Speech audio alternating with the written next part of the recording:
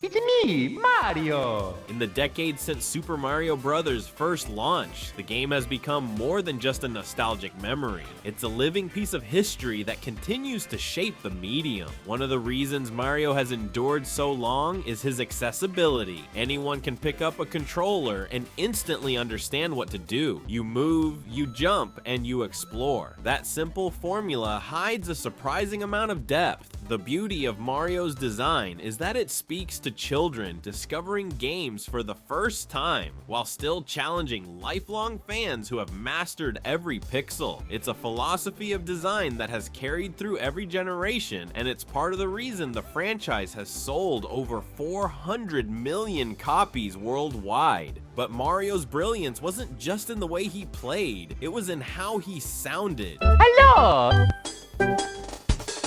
Koji Kondo's soundtrack for Super Mario Bros. Was groundbreaking. In an era when most games had short, forgettable jingles, Mario's music felt alive. The overworld theme, with its upbeat bounce, immediately became the sound of fun and adventure. The underground theme, dark and percussive, made you feel like you were truly exploring something mysterious. Even the short victory jingle at the end of a level is unforgettable.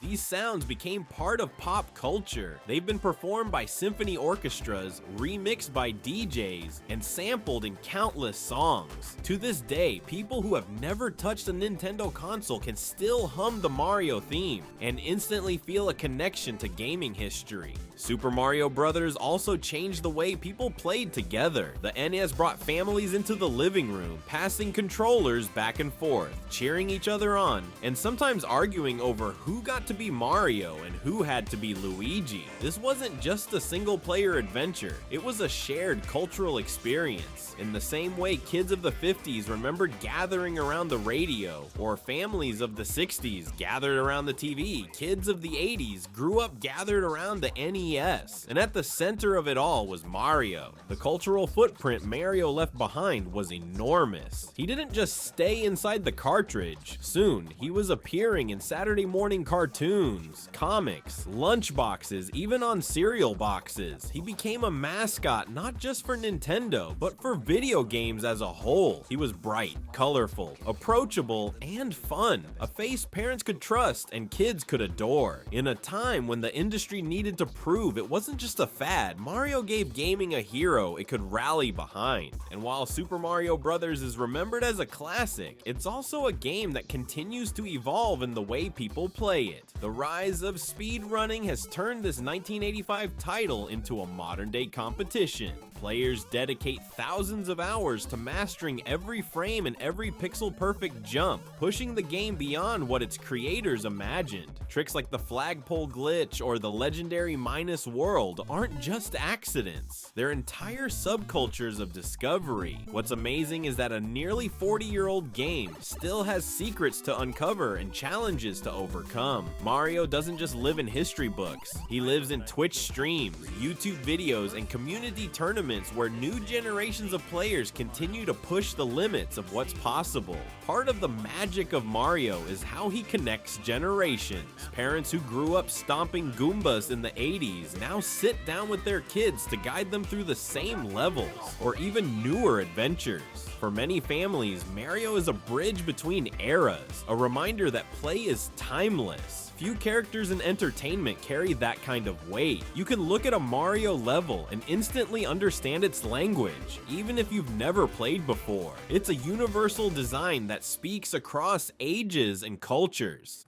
Another overlooked aspect of Super Mario Bros. Is its influence on creativity. Players who grew up with Mario didn't just play games, they were inspired to make them. Countless developers today cite Mario as the reason they pursued a career in gaming. And with tools like Super Mario Maker, Nintendo handed that creativity back to the fans, letting them design, share, and challenge each other with levels of their own. That cycle of inspiration, creators inspired by Mario, then inspiring the next wave of players, is one of the most powerful legacies in gaming history. And it's not just the old games that matter. Each new Mario release feels like an event. Super Mario 64 redefined what 3D gaming could might be, and players still remember the first time they triple jumped into a painting and entered an entire new world. Super Mario Galaxy reinvented platforming with gravity-bending levels and orchestral scores that felt larger than life. Super Mario Odyssey brought back the joy of discovery, letting you toss Cappy and transform into nearly anything you could imagine. Each game adds something fresh to the formula, yet still feels distinctly Mario. That balance of reinvention and familiarity is rare, and it's part of why the series has stayed relevant for 4 decades. Mario's reach extends far beyond consoles. He's headlined Hollywood movies, some better than others, appeared in theme parks where fans can literally step inside the Mushroom Kingdom, and even stood alongside Sonic at the Olympic Games. He's been a racer, a doctor, a referee, a tennis star, and a soccer player. Yet no matter how many spin-offs or experiments there are, the heart of Mario remains the same: joyful, creative, and timeless. What's perhaps most powerful about Super Mario Bros. Is how it shaped our idea of what video games could mean. It wasn't just entertainment, it was artistry in motion, it was community, it was culture. Mario set the stage for games to be taken seriously, for them to be seen as something that could inspire creativity, bring people together, and even change lives. Developers across the world still point to World 1-1 as the gold standard of intuitive design. The influence is everywhere,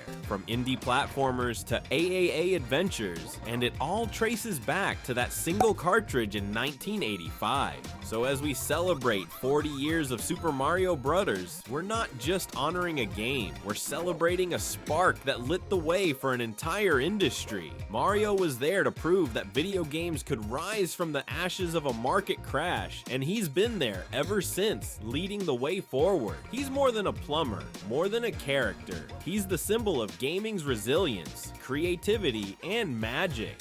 And if history has taught us anything, it's that Mario isn't slowing down. Whether it's new adventures on future consoles, appearances in films and theme parks, or the next generation of speedrunners chasing impossible records, the little plumber in red will keep surprising us, delighting us, and reminding us of the joy of play.